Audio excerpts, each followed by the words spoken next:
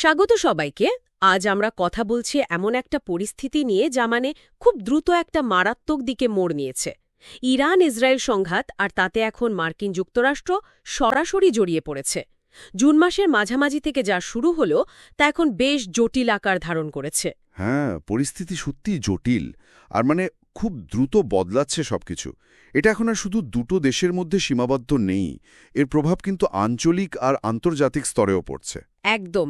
আমরা যদি একটু শুরু থেকে দেখি, ১৩ই জুন, তাই না, ইসরায়েল হামলা চালায় ইরানের পারমাণবিক স্থাপনায়, নাটানজো, ফোর্ডো, এই জায়গাগুলোতে। হ্যাঁ, এই কেন্দ্রগুলো তো ওদের ইউরেনিয়াম সমৃদ্ধিকরণ কর্মসূচির জন্য খুব গুরুত্বপূর্ণ। আর তার আগেই কিন্তু একটা খবর ছিল মোসাদের ড্রোন নাশকতার চেষ্টা। ঠিক, একটা প্রেক্ষাপট তৈরি হচ্ছিল। অবশ্যই। আর ইরানও এর জবাবে খুব দ্রুত প্রতিক্রিয়া দেখায়।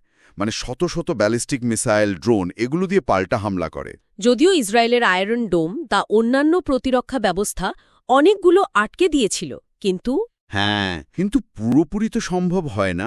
বেশ কিছু কিন্তু ইসরায়েলের ভেতরে বেসামরিক এলাকায় গিয়ে পড়ে।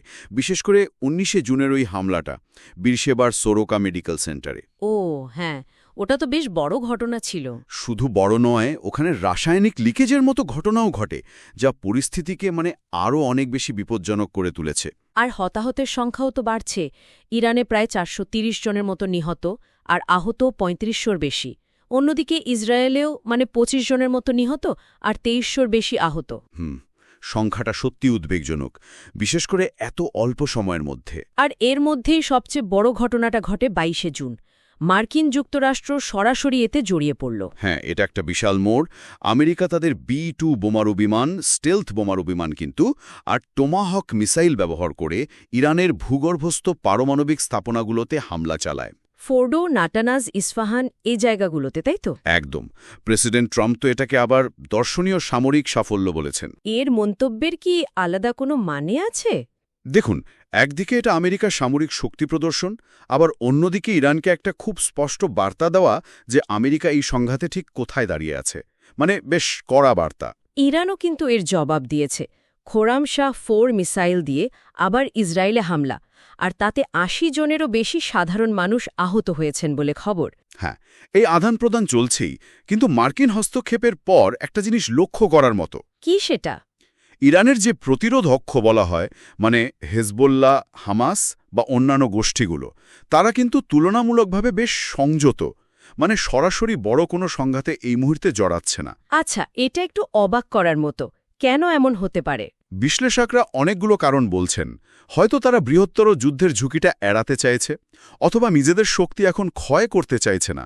আবার এমনও হতে পারে যে মার্কিন যুক্তরাষ্ট্রের সরাসরি উপস্থিতিতে তারা নতুন করে কৌশল সাজাচ্ছে। তার কি এর ফলে ইসরায়েল কিছুটা সুবিধাজনক অবস্থানে চলে আসছে, অন্তত সাময়িকভাবে? কেউ কেউ সেটাই মনে করছেন যে ইসরায়েল হয়তো এই মুহূর্তে অঞ্চলে কার্যকরীভাবে আরও প্রভাবশালী হলে উঠছে। কিন্তু এখানে একটা কিন্তু আছে। এতে কিন্তু দীর্ঘমেয়াদী অস্থিরতার ঝুঁকি কমছে না, বরং হয়তো বাড়ছে। আর এরই মধ্যে মানবিক সংকটটাও তো বাড়ছে। হাসপাতালের ওপর হামলা হচ্ছে, যেমনটা বীরশেবার ক্ষেত্রে দেখলাম। আবার তেহরান থেকে নাকি প্রায় ১ লক্ষ মানুষ পালিয়ে যাচ্ছে নিরাপদ আশ্রয়ের খোঁজে। হ্যাঁ, এই খবরগুলো আসছে। যুদ্ধের প্রভাব সাধারণ মানুষের উপর পড়ছে মারাত্মকভাবে। আর এই অবস্থায় কূটনৈতিক সমাধানের পথগুলোও তো প্রায় বন্ধ। সেটাই তো। পরিস্থিতি খুবই উত্তপ্ত। যুদ্ধ চলছে, কূটনীতি প্রায় অচল। তার উপর ইরান আবার হুমকি দিচ্ছে আন্তর্জাতিক পারমাণবিক চুক্তি থেকে বেরিয়ে আসার। হরমুজ প্রণালী বন্ধ করে দেওয়ার হুমকিও আছে। হরমুজ প্রণালী বন্ধ হলে তো তেলের বাজারে আগুন লেগে যাবে। বিশ্ব অর্থনীতিতে এর প্রভাব হবে মারাত্মক। অবশ্যই। এটা একটা বিরাট ঝুঁকির জায়গা। এই হুমকিগুলো যদি সত্যি হয়, তাহলে পরিস্থিতি কোথায় গিয়ে দাঁড়াবে সেটা ভাবাও কঠিন।